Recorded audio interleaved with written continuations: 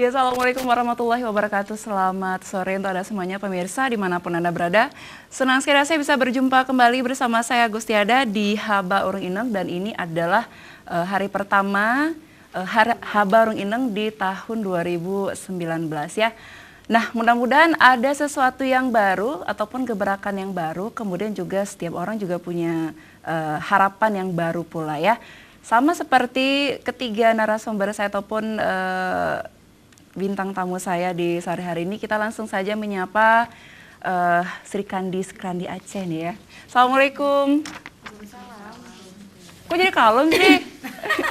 Ini sebenarnya mereka nggak kalem ya pemirsa ya. Biasanya kalau sedikit dipancing dengan satu pertanyaan, mereka ngejawabnya sampai 100 ya.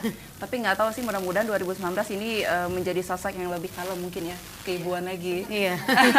Apa kabar kakak? Baik, alhamdulillah. Nih saya panggil kakak ya. Boleh. Nanti juga boleh. Kan biasa juga manggil mereka kakak. Tiba-tiba saya manggil Ibu Eva kan juga nggak fair dong. Secara kan masih muda nih. Masih muda, Ini kalau mulai dari wajah-wajahnya kayak sepantaran umur saya nih. Masih 20 tahun. 20 tahun mereka. Kita 20 tahun ya, 25 ya. Oke. Nah pemirsa, kita akan perkenalan terlebih dahulu dengan yang pastinya juga pemirsa sudah pasti tidak asing lagi dengan sosok yang satu ini. Ada Kak Ayu Ningsih SH selaku Wakil Ketua atau Komisioner KPPAA Aceh, benar ya? Nah ini KPPAA Aceh ini adalah Komisi Pengawas dan Perlindungan Anak Aceh. Nanti kita cerita ya, boleh ya? Nah kemudian yang kedua adalah bintang tamu saya Kariswati SPDI MSI. Ini Direktur Flower Aceh. Iya, Tia. Benar sekali. Nah kalau Anda juga bisa juga di googling ya tentang Flower Aceh. Jadi ini bukan sebuah bunga. Ini paradigma saya pertama kali duduk. Ya? Iya benar. Flower, apakah beliau adalah seorang pengusaha jualan bunga? Benar. Malah saya sempat mau pesan ini rangkai bunga rangkai. Oh, iya benar. Jadi mau dikasih untuk pacar gitu. Oh. Oke, nah dan juga yang terakhir ini ada bintang tamu saya Kak Eva Diana SE, ini selaku psikologi dan hukum. Eva Diana ya? Ya benar ya, dari P2TP2A Aceh. Baik, apa kabar Kak Eva? Baik, alhamdulillah. Nah saya lebih tertarik dengan Kak Eva karena kalau buat mereka ini seperti Kak ini kan tetangga saya. Tinggal buka jendela saya udah tahu. Udah langsung hai. Hai Kak Ayu, ya, lo lagi gitu jadinya kayak. Oke. Tapi kalau untuk informasi nggak akan bosan dong saya pastinya ya. Kak Eva, gimana ini adalah pertama kali di Aceh TV ya? Iya, pertama kali. Pasti grogi? Ya pasti. Lihat hostnya yang cantik kan grogi. Peres nggak sih?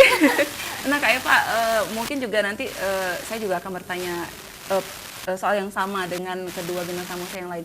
Kak Eva ini di bidang perlindungan anak juga atau? Iya, di Dinas Pemberdayaan Perempuan tapi di P2TP2A-nya. P2TP2A adalah Pusat Pelayanan Terpadu Pemberdayaan Perempuan dan Perlindungan Anak. Jadi ini lebih ke penanganan kasus kekerasan terhadap perempuan. Nah, artinya saat kalian ini satu visi ya, bisa dikatakan seperti itu, visi dan misi. Walaupun ini beda instansinya, instansi dan strategi. Betul sekali. Tapi berbicara tentang perempuan dulu nih Kak Eva, Aceh ini kan bisa dikatakan saya berharap sudah bisa merangkak lebih maju lagi dibandingkan beberapa kabupaten yang lainnya. Contoh saja, kita tidak usah terlalu jauh, katakanlah seperti Aceh Besar yang bisa ditempuh hanya 15-20 menit dari kota Banda Aceh. Nah, tapi pada lingkungan masyarakatnya, terutama juga perempuan, mereka kan tidak mendapatkan hak mereka sebagai warga negara. Contohnya, ada sebagian yang tidak sekolah ataupun tidak melanjutkan pendidikan. Apakah juga ini sebuah kesalahan ataupun salah pemerintahkah atau bagaimana? Ya, gimana kita bilang ya? Kalau kita bilang salah pemerintah juga enggak ini ya, karena pemerintah juga sudah mengupayakan berbagai acara untuk itu ya. Tapi gimana ya kita bilang?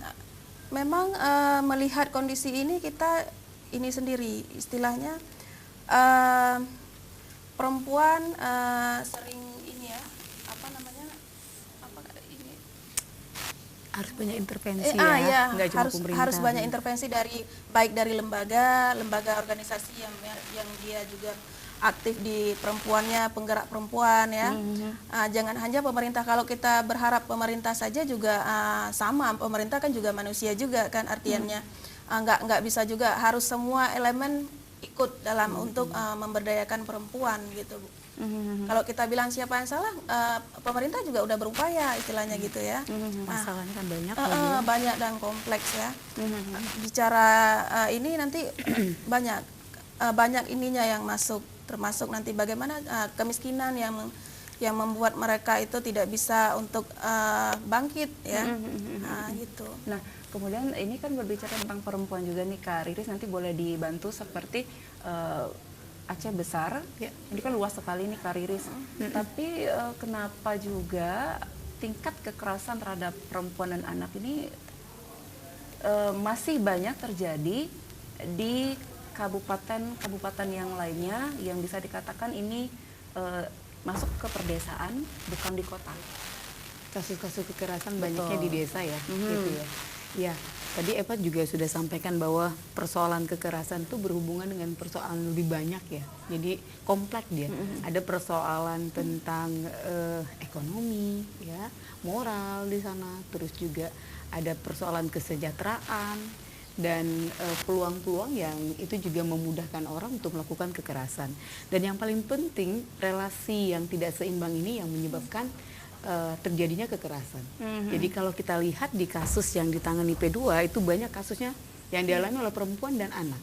Karena memang di kehidupan sosial relasi perempuan dan anak itu lebih rendah dari lebih timpang ya. Jadi lebih lemah dari kelompok laki-laki. Makanya kasus yang diterima banyaknya kasus anak dan perempuan. Betul. Nah, dengan kasus yang seperti disebutkan anak dan perempuan, bisa juga tadi dikatakan tentang kemiskinannya juga ya, timpangnya juga. Sebenarnya yang menyebabkan faktor sehingga banyak sekali jatuhnya korban dari pihak perempuan dan anak ini apa saja nih Kak Ayu? Oh ya, ada beberapa faktor yang tadi misalnya ketimpangan terhadap perempuan dan anak. Pertama yaitu karena mereka kan posisinya itu adalah posisi yang rentan. Nah, katakanlah kalau anak kan berada dalam pengasuhan dan pengawasan orang tua. Iya. Bagaimana misalnya seorang anak kalau misalnya pelakunya itu adalah orang tuanya sendiri. Di satu sisi dia kan ini anak gitu. Kalau misalnya dia melawan, meskipun itu salah nanti dianggap anak durhaka. Betul. Mungkin salah satunya itu adalah juga faktor kerentanan, dan juga yang kedua itu juga faktor pendidikan dari orang tuanya itu sendiri, dan juga pengawasan. Kalau misalnya orang tua pendidikannya rendah, terus dia juga tidak mengupdate informasi melalui teknologi yang ada, jadi kan pengetahuan dia yang sangat terbatas, dia nggak tahu nih bagaimana harus melindungi anak itu dari kekerasan, meskipun itu adalah pelakunya orang-orang terdekatnya. Nah, katakanlah sekarang kan, kok dulu kan kita menitipkan anak pada siapa aja tuh kan nggak masalah. Iya. Nah, tapi sekarang kita mau titip sama kakek sendiri pun, Udah sama berani adik kita ya? sendiri pun nggak berani. Iya, Karena benar-benar. kenapa? Ya banyak faktor yang menyebabkan ada peluang untuk terjadi kekerasan, dan juga misalnya faktor karena dia udah nonton tayangan yang memang merangsang dia untuk melakukan kekerasan, artinya itu juga terjadi. Oke, jadi bukan berarti orang asing yang menjadi pelaku, tapi juga ini rentan sekali yang terjadi adalah pelakunya dari orang dalam, terdekat, bahkan juga orang tua kandung. Iya. Wow. Jadi memang peran keluarga harusnya ini kan dimaksimalkan. Ada 8 fungsi peran keluarga yang harusnya dimaksimalkan. Tidak hanya fungsi reproduksi, tapi juga fungsi agama, fungsi sosial, fungsi apalagi ekonomi ya, kemudian fungsi pendidikan, budaya dan lainnya itu harusnya dijalankan. Jadi keluarga ini menjadi elemen penting yang harus mengambil peran strategis yang 8 itu. Hari ini nggak semuanya dijalankan cukup baik, sehingga itu juga menjadi persoalan. Belum lagi nanti setelah keluarga kan level berikutnya kan komunitas ya. Nah, komunitas juga hari ini kan kepedulian kita nggak terlalu tinggi, nggak seperti dulu. Betul. Ini juga menjadi persoalan, dan masyarakat dengan budaya-budaya kita yang kadang-kadang justru melemahkan si korban ya. Misalnya ada beberapa kasus yang perempuan diperkosa, maksudnya hamil di luar nikah, karena budaya kita bahwa perempuan di luar nikah adalah membawa aib, justru dia yang diusir dari kampung gitu. Jadi dia yang dikucilkan, jadi dia mendapat tindakan kekerasan betul betul. Saya pikir nggak cuma pemerintah, tokoh agama juga penting berperan untuk apa ya, upaya-upaya pengurangan kasus-kasus kekerasan, juga keluarga, semua orang lah, teman-teman muda juga penting melalui medsosnya itu ya. Iya benar Karena sekali. hari ini juga penggunaan medsos itu juga salah guna. Kalau Iya. kita lihat penggunaannya untuk mengakses informasi yang nggak terlalu bermanfaat atau bahkan pornografi, Betul sekali. hoax juga. Ah, Nah, penggunaan HP ini juga menjadi catatan besar bahwa di P2 TP2 yang kita tahu banyak kasus kekerasan yang dialami oleh anak atau anak pelaku kepada anak itu karena nonton tayangan Berawal dari pornografi. tayangan pornografi. Baik sekali. Nah, netizen Budiman ya. Kita nanti balik lagi. Jangan kemana-mana, tetap di Habaurung Inang.